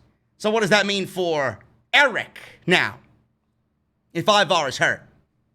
Doesn't really bode well for the non-existent Monday Night Raw tag team division. I don't know why this match needed to happen. What was the purpose of this match? What was the purpose of the VIP lounge tonight? You couldn't save this for next week? You couldn't give us an explanation of Cedric joining the Hurt Business next week, because that's exactly what it came off like when he stood there smiling at them. I didn't know we were going to get the explanation tonight on the VIP lounge. That was better off being next week's segment. And then maybe instead of giving us a tag team match that we've seen for 16 straight weeks now, maybe give us Ricochet versus Cedric or Apollo versus Cedric next week, instead of getting everybody involved in a meaningless 8-man tag, potentially risking now Ivar being hurt and then causing a botch, which looked terrible on TV. Was it worth it? Was the botch and Ivar potentially being out 9 to 12 months worth it? I don't think so. This is WWE's recklessness, creative recklessness with shit like this. Absolutely a waste of everybody's time. I don't know what purpose that served on this show. Caruso approached Drew McIntyre and asked if he's heard him correctly earlier, saying to Pierce that he was leaving. Drew said he grabbed his wrong phone. Drew McIntyre has more than one phone. Does his wife know? He said he was looking for it. He returned to look for it. He said it does pain him to disappoint Pierce, but he can't seem to find the exit around here. Troll is Drew McIntyre. Kevin Owens walked into the Raw Underground. Shane McMahon told KO that they've had trouble in the past, but he's considered it water under the bridge. Kevin Owens says he wished he could say it's good to see him tonight, but he's still a jackass. Shane opened the door, wished him luck. And then Shane, does this big bouncer have a fucking name? This tall, big bouncer that stands outside there. Does he have a name? I'm tired of calling him just the tall bouncer. So they went to commercial break, and we got Kevin Owens and Aleister Black in the Raw Underground coming up. Randy Orton versus Keith Lee. This started hour 3, 7 minutes. It's unbelievable, man. It is unbelievable. They've wrestled 3 times in 2 weeks, and the total number of minutes that they've actually been in the ring together, 7 minutes tonight, 7 minutes at Payback, and then 4 minutes on Keith Lee's debut night. 18 minutes in 3 weeks. You would think with Keith Lee being as great of a professional wrestler he is, and Randy Orton being Randy Orton, that we would have gotten some fucking classics between these two. And we've gotten 18 minutes out of 3 matches in 2 weeks. Talk about fucking beating a dead horse, Vince. Holy shit. This was absolutely nonsensical. This absolutely did not need to happen. I don't know how anybody looked at this fucking script, even if Vince McMahon didn't approve the fucking script. I don't know why this was even on the fucking script for Vince McMahon to look at. Randy Orton versus Keith Lee again? So they aired the intro of Drew McIntyre coming with the ambulance. Randy Orton's got a jaw problem now because of the Claymore kick. So, being that this went 7 minutes, there really wasn't anything much that happened here. There was a mid-match chinlock by Randy Orton. Of course there was. Lee fought out of it, set up a power bomb on Orton. Spirit bomb on Orton. Orton slipped free, hit an RKO. He hit an RKO on Keith Lee. And then Drew McIntyre came out of nowhere and gave Orton a second Claymore kick. Referee called for the bell. Called for a disqualification, I guess. Right? Or was it a no contest? Did Randy Orton beat Keith Lee again? Did Randy Orton beat Keith Lee again on Monday night? I want to see the geeks defend this one. Are you fucking serious? So Randy Orton delivers an RKO. Drew McIntyre comes out of nowhere, delivers a Claymore kick on Randy Orton to get revenge. And Keith Lee loses again on Monday Night Raw. So Keith Lee has been on Monday Night Raw for 3 weeks now, right? 2 weeks. 2 weeks, 2.5 weeks, whatever the amount of weeks. He's ordinary. The guy wrestled Randy Orton on his opening night. He lost. He lost. DQ. He lost. He might not have been pinned, but he lost. A loss is a loss. So he was 0-1. So then he goes into Payback. He beats Randy Orton in 7 minutes. Oh my God, cries the geeks in the community. They're pushing Keith Lee to the moon, says the dirt sheets. Really? So then we get the match again. And Keith Lee loses again by disqualification. Is that what I'm reading? Great. Yeah, but Keith Lee's going to be a superstar, right? You bring up somebody like Keith Lee to have him lose twice by disqualification? A loss is a loss. Don't give me that shit. He got an RKO. That did him no favors at all. I don't even know why he was fucking there. I don't even know why this match was made. What was the purpose of this? What was the purpose of this? I'm asking you sincerely. What was the purpose of Keith Lee being in this match with Randy Orton? It served absolutely No purpose. None. None. You could have put Humberto Carrillo in that role. You could have put fucking Carrillo in that role, and it wouldn't have made any difference whatsoever. It would have been the same effect.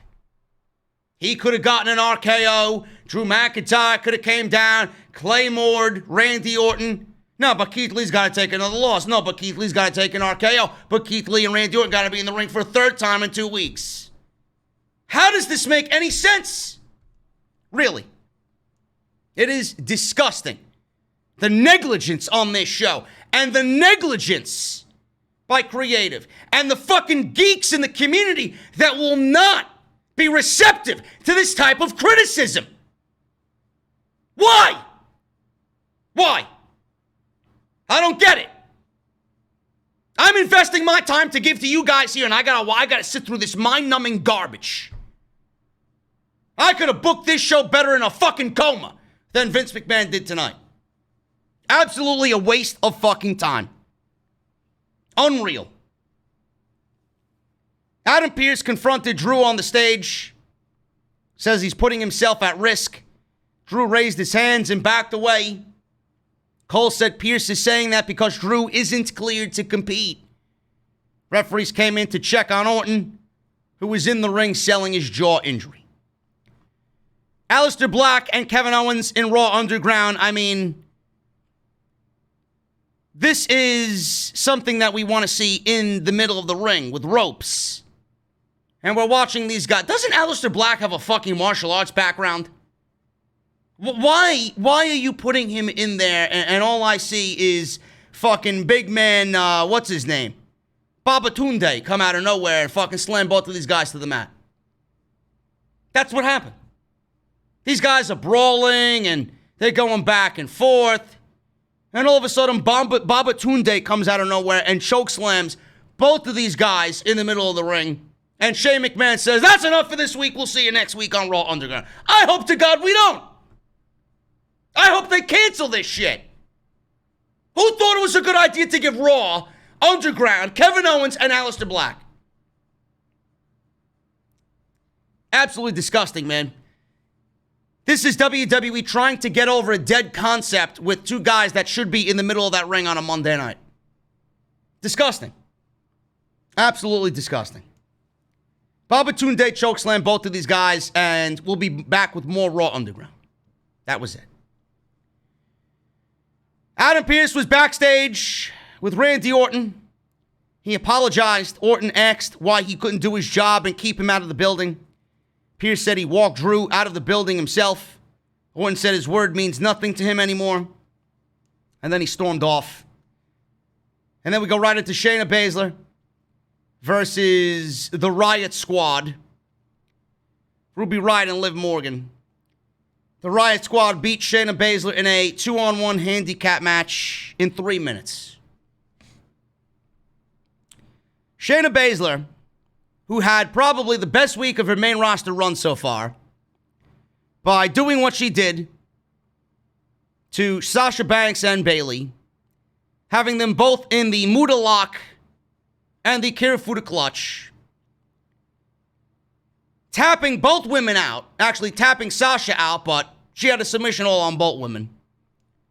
She did the same thing in the rematch, in the follow-up, or tried to at least. Shayna looked like a legit beast. Sasha Banks and Bayley made Shayna look great. And then WWE books 2 back-to-back handicap matches. And Liv Morgan rolls up, I believe, Shayna Baszler for a 3 count. I love Liv Morgan. I think Liv Morgan is great. She's got a ton of potential. Great look. But Liv Morgan rolling up Shayna Baszler is one of the most comedic things I've ever seen on Monday Night Raw in 2020.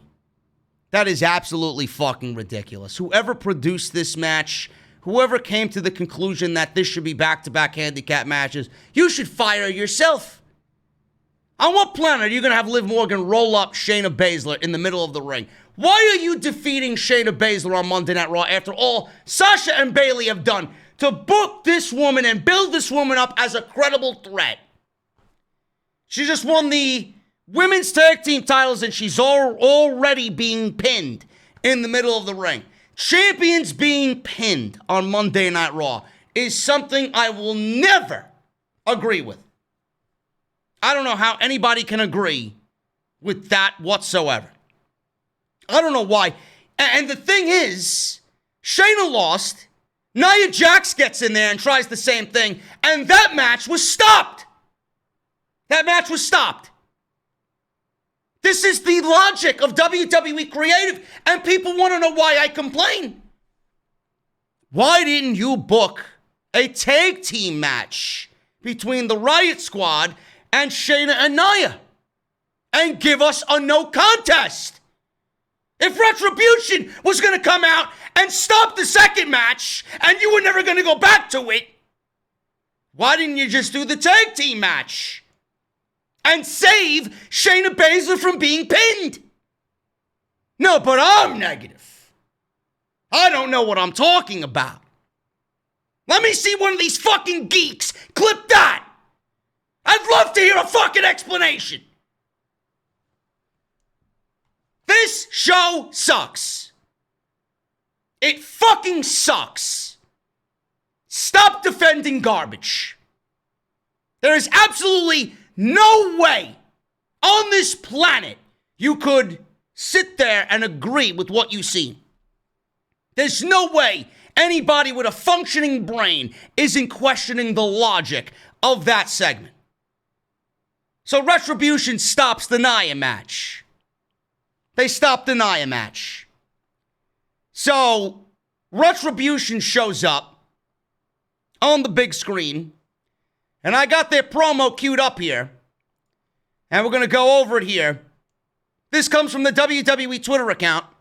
Let me see if everything is working here, so you guys can hear this. This was Retribution on Monday night.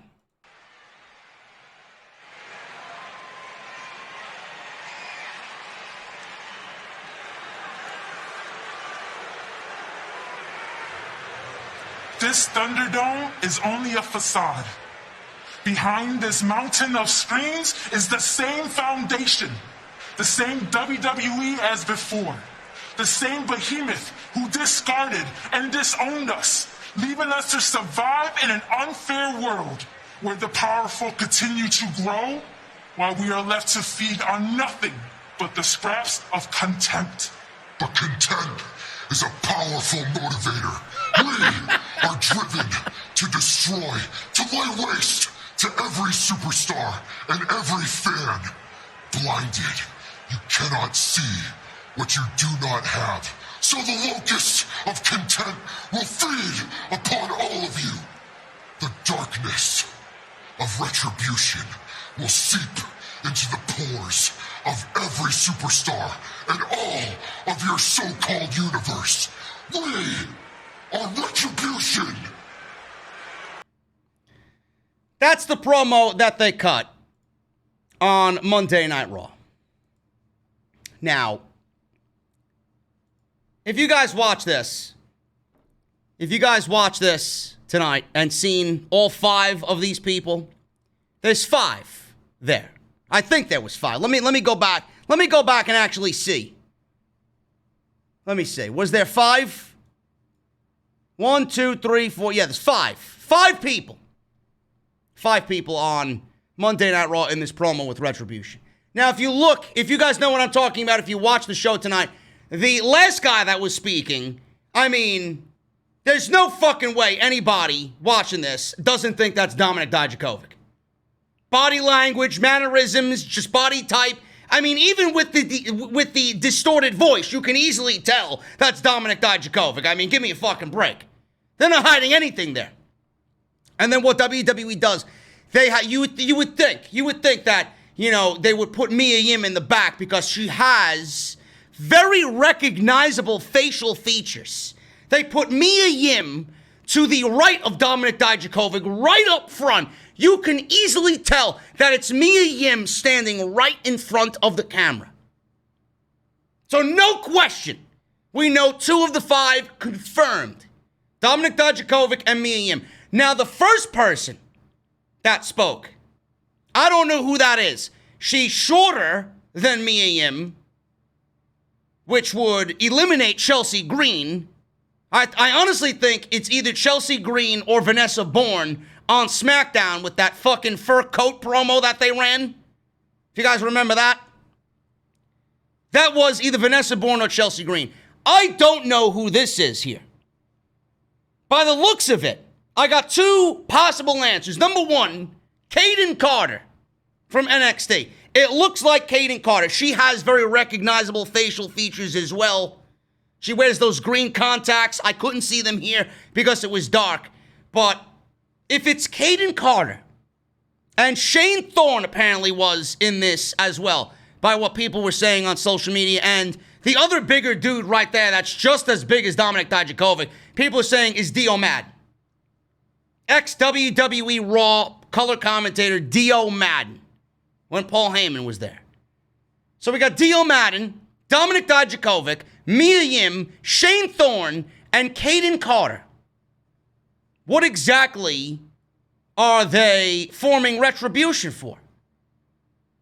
I don't really understand how any of them have a backstory where they want to seek retribution against the WWE. Why were they so wronged? Those are the people that you're going to try and sell me on, that they were wronged by WWE. I fail to see how any of that is going to make sense. WWE can barely write fucking 5 minutes on Monday Night Raw. They're going to explain to me why all 5 of these guys are seeking retribution against WWE? And why they're only on Raw and not on SmackDown? Doesn't the WWE Universe consist of both shows? No, but you're on Monday night because you want to party on Friday night. I don't really understand any of this. What is Dominik Dijakovic rebelling against? Dio Madden has an issue. You could sell that. I don't understand Kaden Carter. I don't understand Mia Yim. Dominik Dijakovic? Why did they seek solace in Dominik Dijakovic? And Shane Thorne. Who the fuck even knows what a Shane Thorne is? Kaden Carter is the most just mind-numbingly stupid one. What the fuck does she have to rebel against WWE for? Now, I could tell you who would fit better in that Kaden Carter role, if that's the case. Why don't they slot Ember Moon in that role?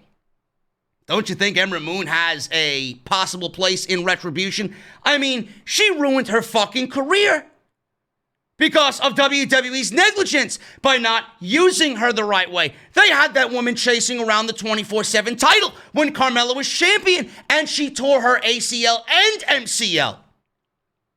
Possible career-ending injury. You don't think she would have a reason to be in Retribution? What the fuck does Kaden Carter have to do with anything? WWE, like I said, they can barely write a segment for Raw. They're going to explain these guys, these 5 individuals' backstory and Retribution. I highly doubt they will be able to pull that off. But that was their promo on Monday night that somehow stopped the Nia Jax match with the Riott Squad. They never went back to it. And then they opted to give Shayna Baszler a pin. She lost to Liv Morgan instead of giving us a tag team match and having Retribution stop the tag team match and preventing Shayna Baszler from being pinned. No, but I'm supposed to sit here and praise and give ups like the geeks over in the UK for Monday Night Raw. Blow me. Negligence. I will never forgive them for creative negligence. Dominik Dijakovic. Or not Dominik Dijakovic. Fucking Dominik Mysterio. So many fucking Dominiks on this show. Dominik Mysterio was backstage. His family gave him a pep talk. Sarah Schreiber asked if they are concerned about the street fight stipulation of Murphy's cryptic comments. Ray said they aren't intimidated and they know how to handle themselves. So we got Dominik Mysterio with Ray, Angie, and Aaliyah.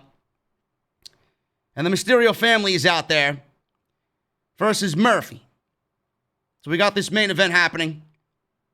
Orton apparently was beaten up in the back as well right before this match, by the way. As if anybody fucking cares. Drew McIntyre delivered his 3rd Claymore kick. So he repaid him for the 3 punt kicks with 3 Claymore kicks. Oh my God, man. This show is written in fucking blue crayon tonight. You could put an empty piece of fucking paper in front of a second grader and they could write this show the same way that Vince wrote this show tonight. Awful. Dominik Mysterio versus Buddy Murphy. This went 11 minutes and was the main event of Monday Night Raw. You know, Monday Night Raw, overly for the 3 hours of the show is just terrible. It's largely terrible. We all know that. There are a few bright spots, a couple of bright spots. One being the Hurt Business, like I mentioned.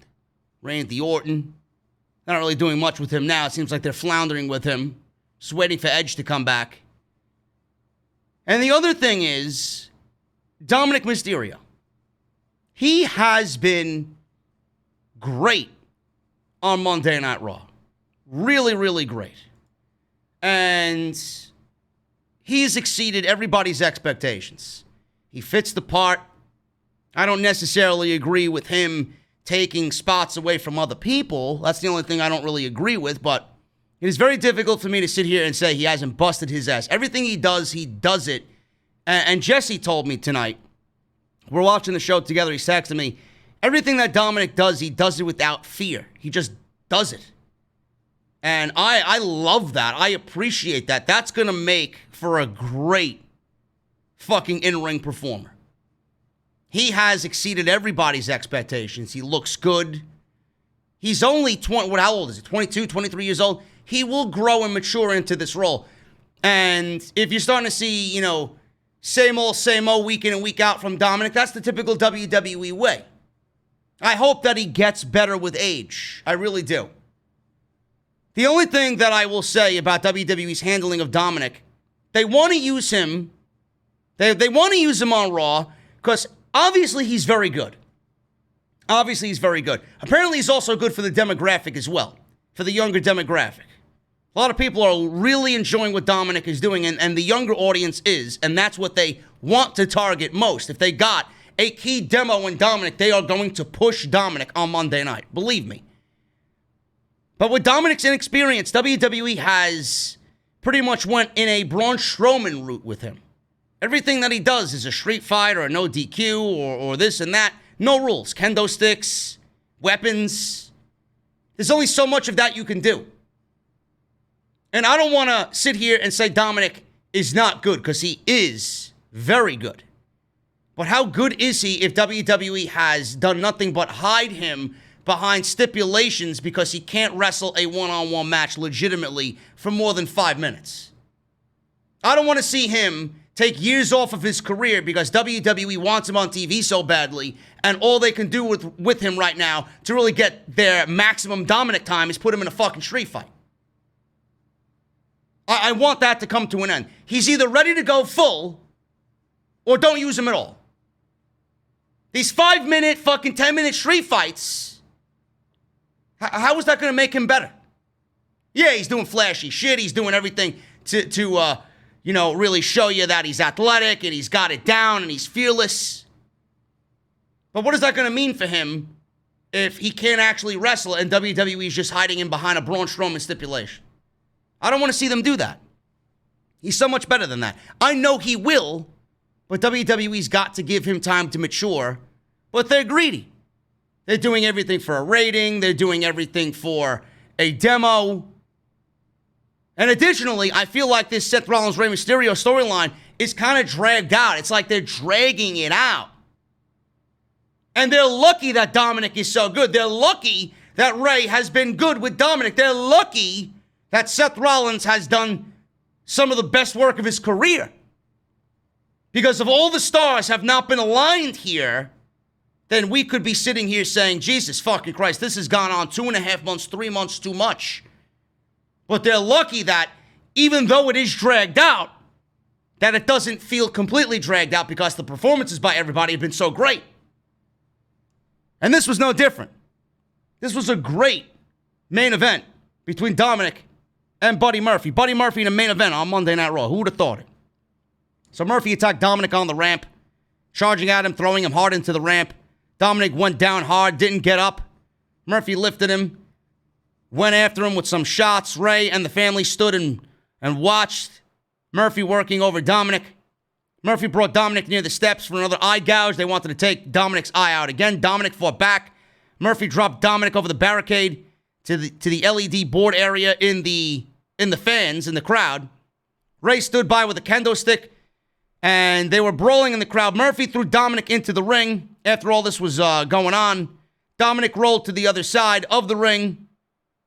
Murphy pursued with a chair and took a shot at him with the chair. Back in the ring, Murphy applied an abdominal stretch. Dominik fought free. He did his arm drag on Murphy over the top rope to the floor. Dominik then avoided Murphy, who was going for a spear. Went for a tornado DDT, did Dominik. Murphy blocked it and threw Dominik shoulder first into the ring post. Murphy tied Dominik into the ropes. When Murphy charged with a kendo stick, Dominik broke free and kicked him. So Murphy is now on the defensive. Ray then took the kendo stick from Murphy. Dominik sunset bombed Murphy through a table at ringside. There was a table set up at ringside. He slid underneath the bottom rope and did a sunset bomb to Buddy Murphy through the table.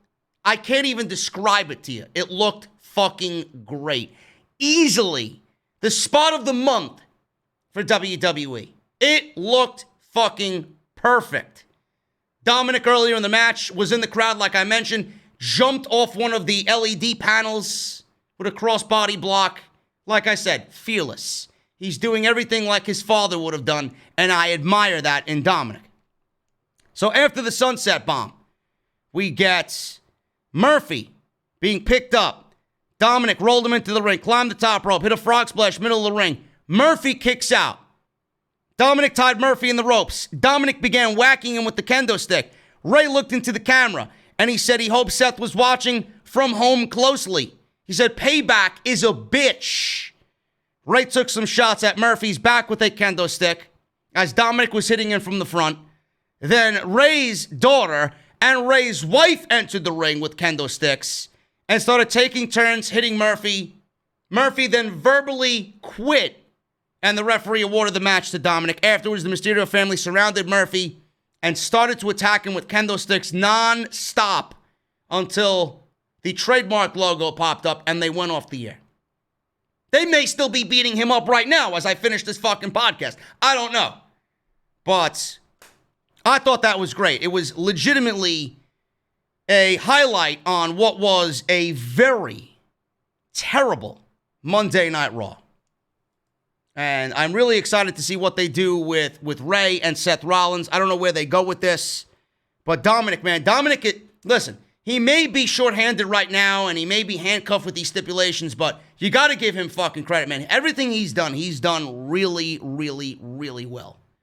So I'm excited to see where he goes. You got to give him his credit. And that sunset bomb spot through the table was fucking picture perfect, man. It really was. Guys, that is your Monday Night Raw review. We got some super chats to go over.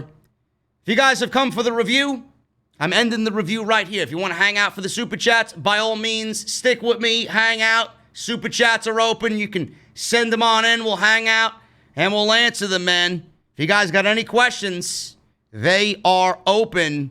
Make sure you guys hit that thumbs up, hit that subscribe button down below, and turn on that bell for all notifications, man.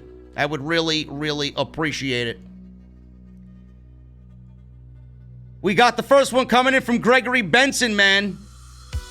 While R-Truth mentioned Triple D, guy was in Texas cooking up some barbecue salmon. Really? I'm not a big fish guy, man. I'm not a big fish guy. Some people look at me like I'm a little lunatic because I don't eat seafood, but it's not my thing, bro. But guy knows his shit. And I just find it funny that R-Truth mentioned Triple D, and there's no fucking way that I'm going to sit here and believe that nobody's listening to this show. Really. Give me a break. Gregory Benson with another $4.99 super chat. JD, you need to follow Guy Fieri on Twitter. I should. I don't even think I'm following him. That's a shame. Actually, you know what? I'm going to do that live right now. Why am I not following Guy Fieri on Twitter? Get out of here, man. Look at him. He's the mayor of Flavortown. Look. 3.4 million followers. Holy shit. Another $4.99, Gregory Benson. Can Bruce ever bounce back from his illogical, terrible, creative, and the booking of this horrendous show? No. No. CC Steven, $20 bomb. Hi, JD. Thanks for doing more live streams. They are awesome. FYI, I thought you were a little too hard on AEW the other night. I'm not saying they shouldn't be criticized, but please remember that true success comes from making mistakes. Bro, Tony Khan went out there and said that Matt Hardy was given a concussion test, and he passed the concussion test in about 90 seconds. Give me a break. And then he comes out and says, oh, Matt Hardy doesn't have a concussion. But Rebby Hardy is saying that he's got a concussion.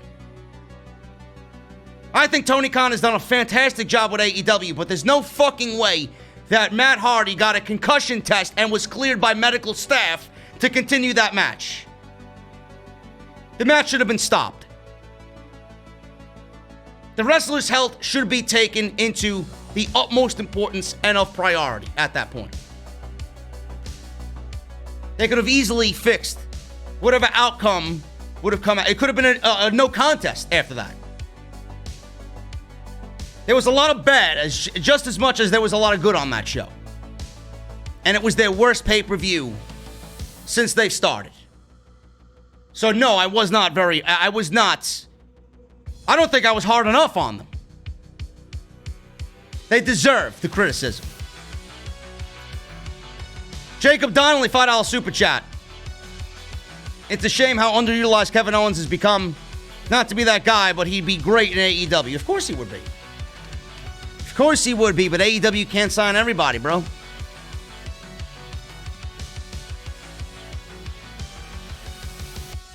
Joshua became a new member. Thank you so much, brother.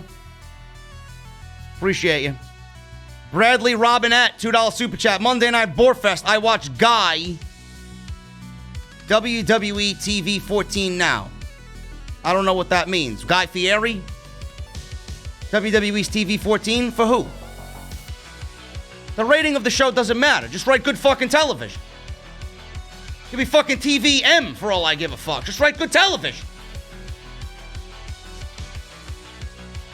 You could be TV fucking 7 minus or whatever the fuck the lowest rating is. Just write good television.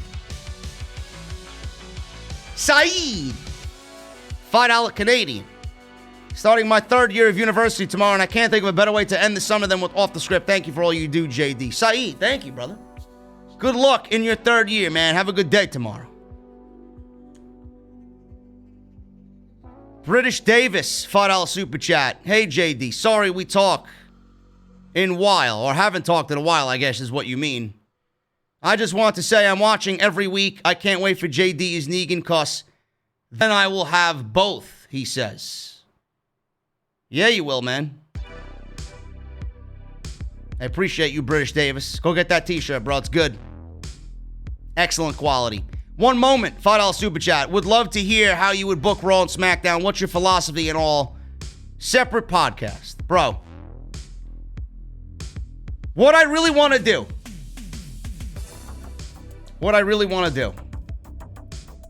is gather people in the community, but I know nobody will work with me because everybody's a fucking soft pussy nowadays. Oh, well, JD is so negative. He curses all the time, and he doesn't fit the narrative. I'm not of the cocksucker mentality, but I'd love to get several people in the community in a round table to discuss this. But I don't know how to go about that. Send the word out. How do we fix Monday Night Raw and SmackDown? Maybe we get Macho T. Maybe we get Dank. Maybe I'll even invite Tubby on. Being that he likes to challenge my fucking takes every single week. Tubby. Clown. Geek. I love Tubby. Tubby's great. Hung out with Tubby when I worked with Grimm a couple of times. Very talented guy is that Tubby Emu. DJ 499. Hey, Mr. JD, I think your whole podcast is way entertaining than Raw and SmackDown. Love you, man. Of course it is. Because I don't bullshit you here, bro. I book with logic. Bruce books with his fucking eyes closed, apparently. Magician Sapphire, $10 super chat. Watched the show up until Retribution appeared. That was my cue to leave. Bro, it took you that long? It took you that long. Thank you for the $10, brother. One moment. Another $5. By the way, got the NEGAN shirt. Love the show. Your truth and your passion. Thank you so much, man. Appreciate it. Phil, $4.99. WWE is using an ambulance a lot in the WWE title feud. Makes me think that we see an ambulance match at Clash of Champions. I don't want it, but I see it. I could absolutely see it happening. Seriously. WWE has had a lot of people taken away in an ambulance as of late. The Fiend, Sasha Banks, Drew McIntyre. Who else is next? What are they going to do for people like us who have to watch this fucking shit for 3 hours? You know? Is an ambulance even good enough for us? Indigo, $2. Hey, JD, what's up? What's up, Indigo? Sean Planet Stasiak, $4.99. True or false? Bobby Lashley was a babyface in his first WWE run. Yes, he was. True. I don't know what he was. I don't know why he wouldn't be a babyface to you. Of course he was a babyface. He was a babyface when he came back. William Pickering and Bull.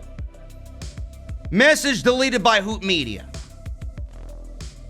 I love these geeks trying to fucking super chat me and talk shit. Thank you for the Australian 209, bro. I don't know what that equates into American money, but I'm going to go buy myself a Dunkin' tomorrow on your dime. Thank you. Mr. Cake, $5. There seem to be a lot of rewrites tonight. Liv Shayna, Black KO, versus Babatunde. A lot of rewrites. It's the typical Monday night fucking weekly show rewrites. Should be called Monday Night Rewrite. McSpeed, $2 UK. How would you book Dominik after the Rollins feud? I have no clue, bro. I have no idea. That's a good question, though. If anybody can answer that legitimately, I'm open to take some suggestions there.